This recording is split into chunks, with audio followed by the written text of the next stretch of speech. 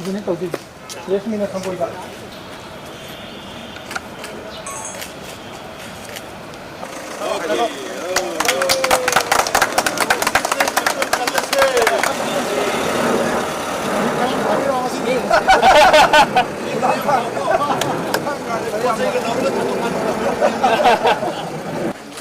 For giving his precious time to launch the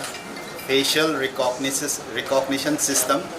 for smoother implementation of ILP system in our state. Then Honorable Cabinet Minister, Chairman, respected DGP, respected IGP, ADGP, officers from Home Department, Police Department, IT Department,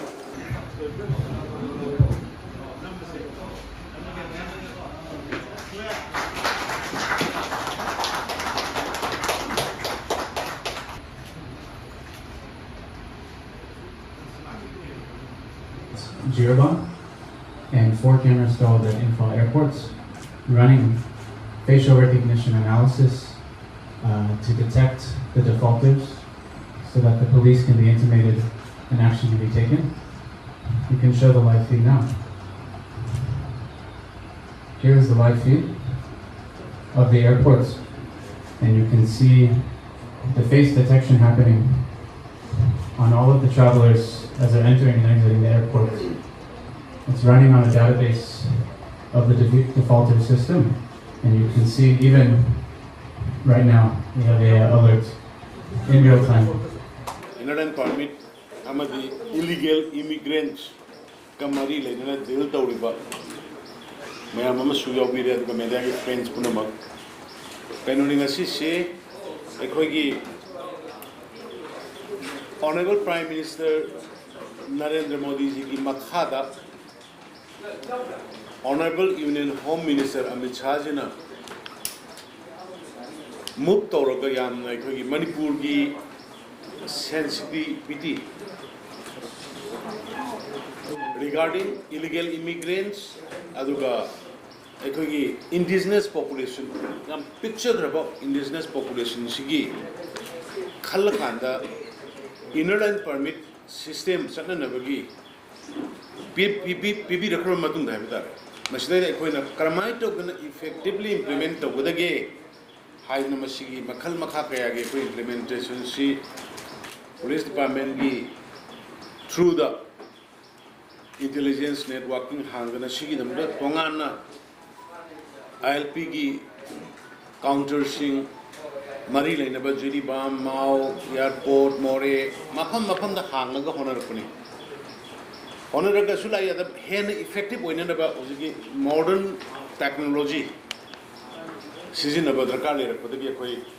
Union Home Ministry dagi ayaba lawru matung be koina some internationally am reputed to be Israeli farms tawrakanda ekoi use of facial recognition system si koi install tongna be koi processor pani ma se koi sahi mu phare ma si honor ko hector ko degi I'll be hector ko degi ramai to ching to ko do ngasi di ai ki company ki made police ki leiba home ki department ki leiba mayam ki yamna restless effort tuna mara moira kan ngasi de koi launch to bunga me koi trial tor pa koi re trial da ngasai usi mayam kano sina media ki friends no bi ki buni trial da koi phaba holo trial da na airport ki ama fai adu gangarang na ima market ta gi ama fai kari no hai pa kan da masi phari sigi amna koi na inner line permit issue to busi akhoi stay the Manipur do retreat le si inner line permit ki domestic ki tourist or domestic ki lakpa atopa state sindagi lakpa India manung gi oiba ma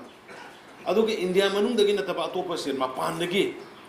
Bangladesh dagi amdi Myanmar dagi sangakpa illegal immigrants ma ani ji ki training usi Manipur do am chau bu training aduna masigi threat se koina kamai tawna counter to goda ge na to kan high technology to kan koi sinbani abno kuji koi mafam airport camera mari khingre mau gi uji khinna ready to re jiri ba mari khingre Khongsangi railway station kinna ba honari adagi even more security ki kari ki lai bagi yenga kana more behang loina koi masi kinna bagi koi part by part step by step koi tawri sigi mathakta yamna huji koi Imphal East amadi west da gari si dai koi adum camera se palaga mana dum gari mi tin ma jaga am da gari se khamag lai jadoi ni aduga mana dum lai raga detect of the journey kari detect of the amna si keno ai kana inner line permit issue da bom matam da amadi akhoi na khandok bom matam na koi pass am issue dori adugi pass su da moi gi photo moi address loi yaw buni na hai de basing ji hoji ki akhoi gi computer is the loi hapsen raga maduna dum automatically thijabani aduna masi tawr raba matung se da koi yam sathina effectively defaulters in ILP ki pass yauduna Manipur da mi lai for the safety of the nation akhoi Manipur da lai minari ba khoi jati kunthra mari manga se masi ki safety ki ne khoina Manipur sarkar na honor se sidai da Mizoram da gi natraga atu da gi aina haning masi internal matter of state or aduga particularly law and order as state ki subject ne masidai da state government amna tawbo thabuk ta khoina maja kutin jelu bai bise madu ai tawning de khoina su tawroi khoina su ngasi bawda samda Mizoram da karida amata tawde tawsu tawroi tawphom su thokte na lawi aduna masi please si sima hujiki NGO kangu du understand tawbiyo Mizoram ki khuthang da lakwa Myanmaris mayam ama Manipur da phari hai bise aduna khoi madu ILP check tawdaba yaroi hai bise masi mai mayam da thamja ILP chanabani ILP check tawraga mogi lebon to kule hendu da akhoi kesu ye charo any state amtan tawnari mamtan masi mai sanduk sa ge aduga amana handakshi drug ki lan war on drugs pe BJP 2 yam mai pang sangsale poppy plantation ayam ba loina thugai re poppy khabasing ayam ba I appreciate search leadership village sing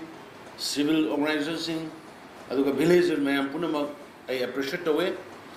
poppy destruction da mayam thokbi rakna yawi rakpa tawdana ba appeal torpa search leadership me ka punna thokbi rakna haibi rakpa kopi rakpa appreciate away aduna government ki side ki su totally illegal drugs poppy plantation se koi eradicate away se koi commitment koi conviction namag loina nai koi tawjari bani ngarang Mizoram na sorry Chosampur ki Singhat area dagi kg tara truk opium 16 kg moyani dagi fai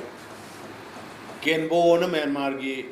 dasen ba Myanmar China rom ki saba Myanmar ki gari du tongami koi ki police ju Kenbo gari sin ki nanda bi loina phao hai garne do nanda ho ko male phade ya loina phar bani machine Kenbo bike se toro kanda angam ching chep sin de gari chat ba da chala pura ga si business se tawe aduna machine koi moi du phare je koi singa police station sinagre kg tratru ni ko phari se Chosanpur ki area dagi amana achoba breakthrough amana nahan Assam da Manipur dagi drug khar phare haina tawrak padagi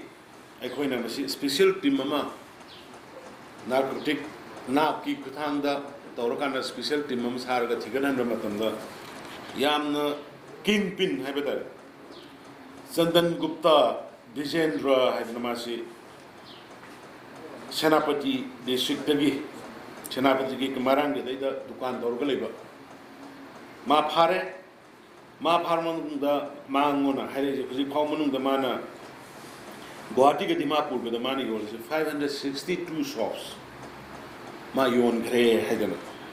adi ma ke bank account kari se to motam da koi 1 crore ruki leram khoi ji nap ki makhada or ki central gi moi gi narcotic ki ek ki matungina even moi property ekhoina munmai abagi forfeit to way abagi adu ko provision lai adu no madu phau yong nai koi case lokhat khare aduga mana hayor podagi mana haidorapati khoi mi khara amasu phare ado mana tawresi 2023 gi February dagina 7 consignment tare lakma Assam amadi Nagaland da haiba kan posting gi yonba satpagi leire ado mana haidorapati gi Chandan Gupta dagi magi associate ani amasu phare haiba se Deepak Kumar Jaiswal haiba maji Kisan Lal Jaiswal Kamalpur village Mugra Badshapur Jamshedpur district UP dagini Maram Bazar da leirobani aduga masi Chandan Gupta hariba kingpins ki khwaidagi close co-worker ni amana siri ke athini sahi nimpu masi loli saram haina katon mai pio senapati dagini masi April thada Chandan Gupta siga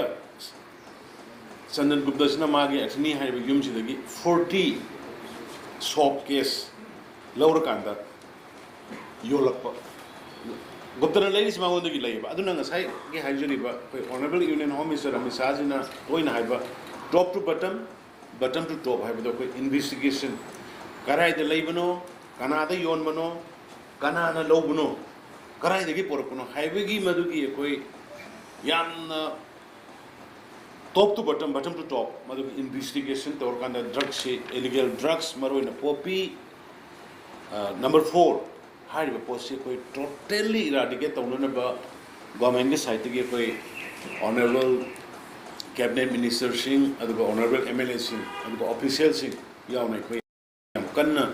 hona jari haidana maduma thamjabani manipur da mi laiba ngamoroi maramni keno da moi ma amanuna da imung da sum lai yadamna keno matam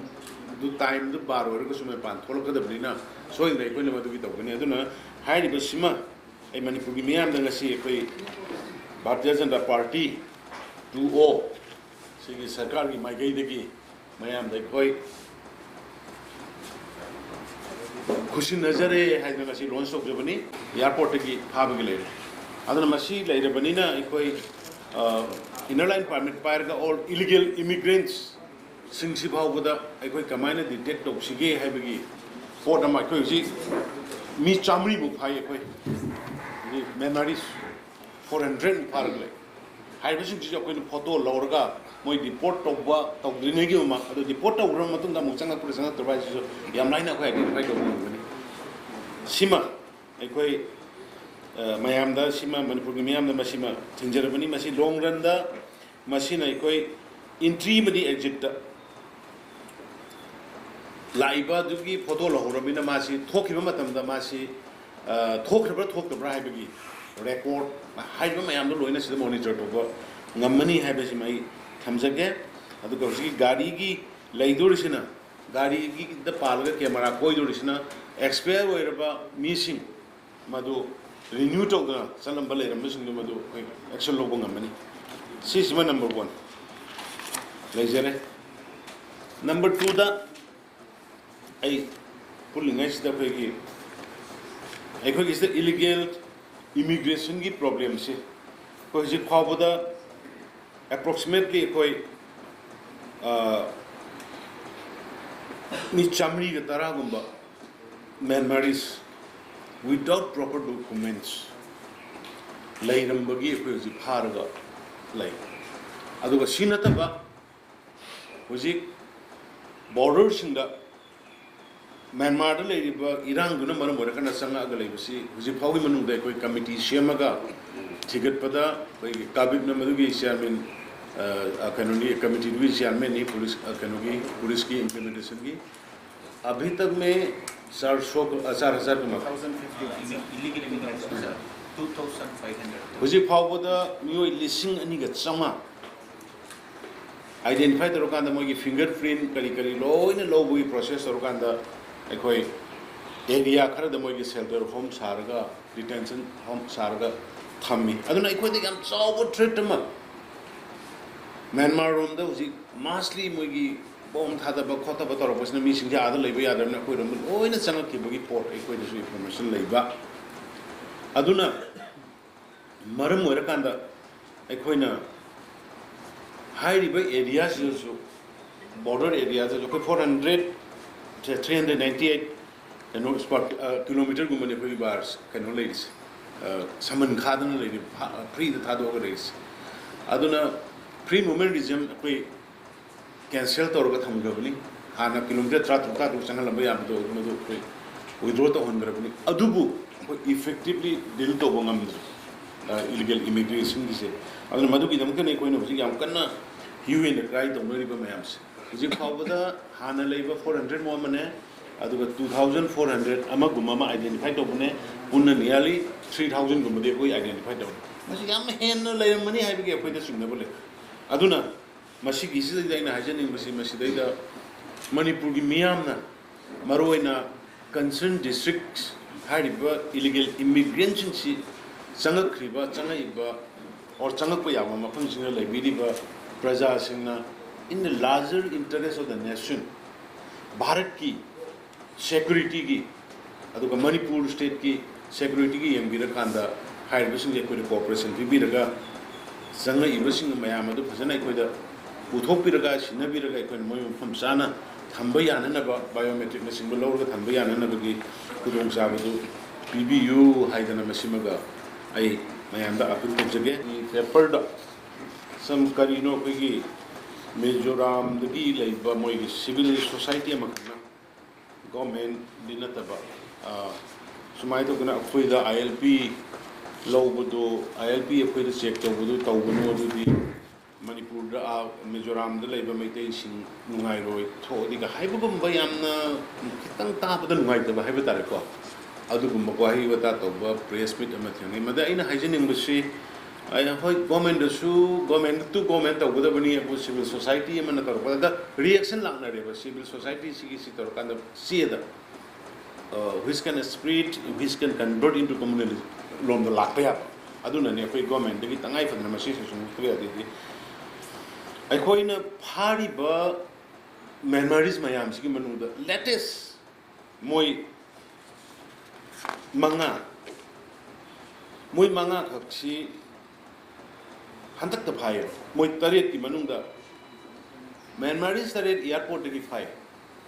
airport की फारिबा memories तरेसी मंगा अमदी मिजोराम की I card पायरगा